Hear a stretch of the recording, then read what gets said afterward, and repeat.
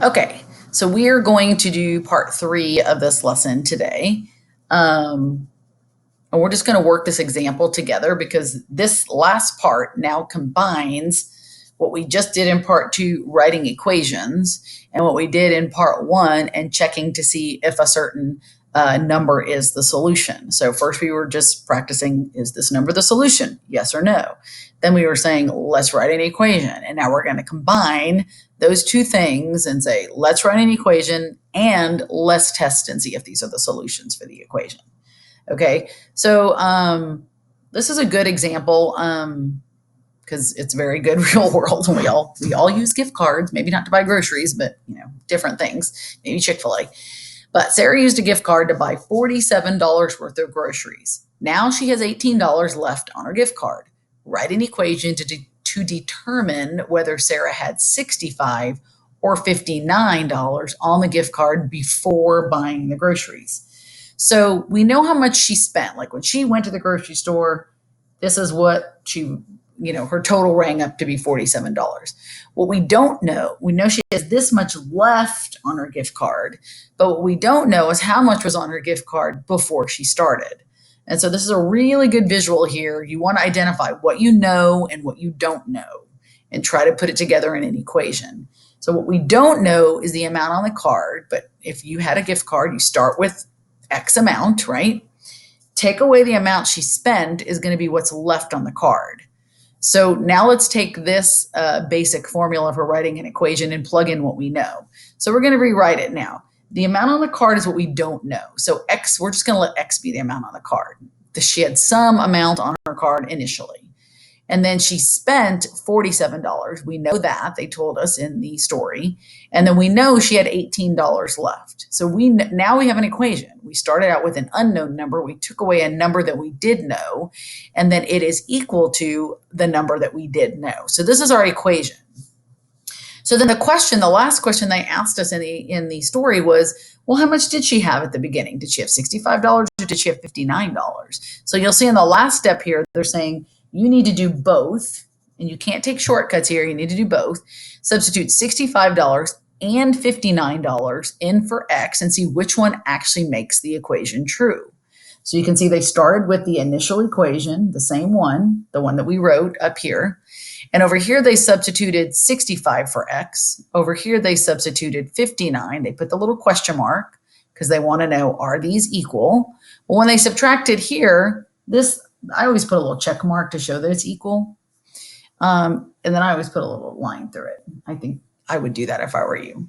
So this basically is saying not equal, and this one is saying yes, it is equal. So the amount on Sarah's gift card before she bought groceries was $65. Because when I substituted the $65 in, then both sides of my equation, the value on both sides were equal. My balance would have been balanced, okay? Whereas this one, my balance would have been off, okay? So I'm not going to do the reflect. I want you guys to do this on your turn. We're going to wrap up with this one, and then you guys are going to do the next practice page, the guided practice. So we'll do this one together, but I'm going to work it up here so you guys don't, because there's really not enough room down here. It says on Saturday morning, Owen earned $24 raking leaves. By the end of the afternoon, he had earned a total of $62. Okay, write an equation to determine whether Owen earned 31 or 38 on Saturday afternoon. Okay, so he earned $24 on the end of the day. On Saturday morning, it's the same day. Saturday morning, he earned 24. And then by the end of the afternoon, he had earned a total of 62. So I know he started with earning $24, right? Because that's what he earned in the morning. And then by the end of the day, it says by the end, he had earned a total of $62, right? But what I don't know is, well, how much did he earn in the afternoon? So I'm just going to make that be X. Okay, and the X can be first, commutative property, remember? Doesn't matter. Okay, so he started with $24 in the morning. This is morning, I would say my AM. And then after lunch or afternoon was PM, whatever he earned in the afternoon. And this is what his total was, right? Just labeling it kind of helps you know where we came up with. What did we pull out of this to make an equation? But they want you to try two different possible solutions, right? They want you to try, okay, Is it 24 plus 38 is equal to 62? Is that the solution? Or is it 24 plus, what is it, 31? Equals 62. Is that the solution? So they want you to try both. Again, when you're working these, you need to actually do both if you're asked. Okay. So then when I add 24 and 38, I get 62. Oops. So I know that is correct. What do I get over here? I get 55. Okay, so I know that one is not. So I need to prove it. I can't just say, well, this one's equal, so that one must not be. You still need to show all your work and show all your proof. Okay, so that's really all we're doing today is we're trying to figure out, is something a solution? And can we write equations? And then can we write equations and figure out what the solutions are? So the last thing I want you guys to do is you guys are going to do your guided practice, which is the next page. Zoom out a little bit. Okay. And I want you to just pause this video, take some time. Up here, all you're doing is determining whether the given value is a solution. Okay, remember there's those vocabulary words again. So notice this is the value they're giving you. There's that goofy little semicolon. This is the value. Zoom in a little bit more.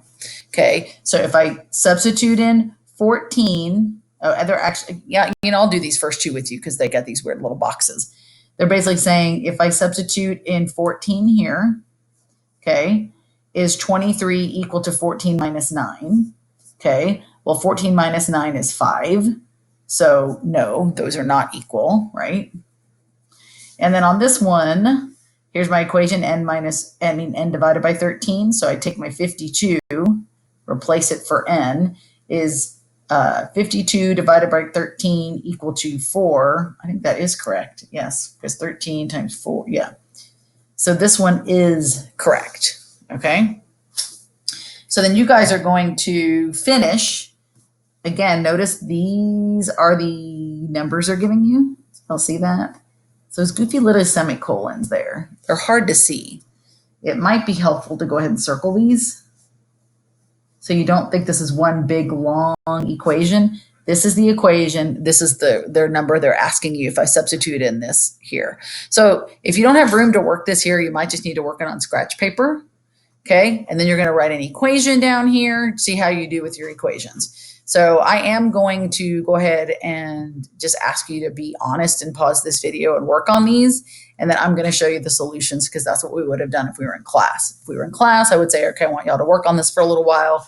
And then after about, 5 or 10 minutes and everybody was done, we would talk about the solutions. So pause the video, be honest.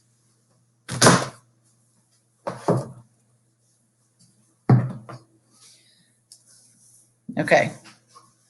If you're listening to me, that means you're done and you're coming back and you were super honest and you did all of your equations. So hopefully you showed all your work on these. This is just the answer key. But if for some reason you got any of them wrong, you need to try to figure out what you did wrong. Okay. You can always post a question and y'all can help each other. You can always message me. But they basically, you had to decide with yes or no, but you didn't have time. You didn't have space to work it on here. You would have had to have done it on scratch paper. And then down here, the equation you were writing, well, this was a little tricky. You might not known what to have written here unless you went back and looked at example number 2, which funny thing, see these little things in blue here? See these little things in blue? That means that tell you the example 1 in this lesson, these are problems just like it. So if you forget how to work them, go back to example 1. Example 2, this is exactly like example 2. And then these are all like example 3. So you had to fill in, it said each floor of the hotel is R rooms. Okay, on 8 floors, there's a total of 256. So we knew that the total number of rooms was equal to the number of floors times the number of rooms on each floor. You might not have known what to write here, but that's okay. So long as you were able to come up with it's 8 floors times the R number of rooms on each floor is 256 rooms.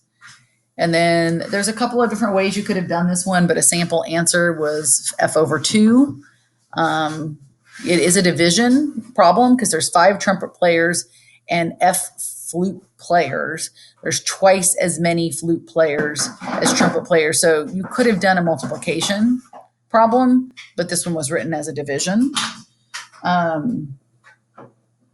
Yeah. So these say sample because you might have written them as a multiplication when it could have been division, or a division when it could have been multiplication because you may have written it as its inverse, which is fine. Same thing with a subtraction problem versus an addition problem.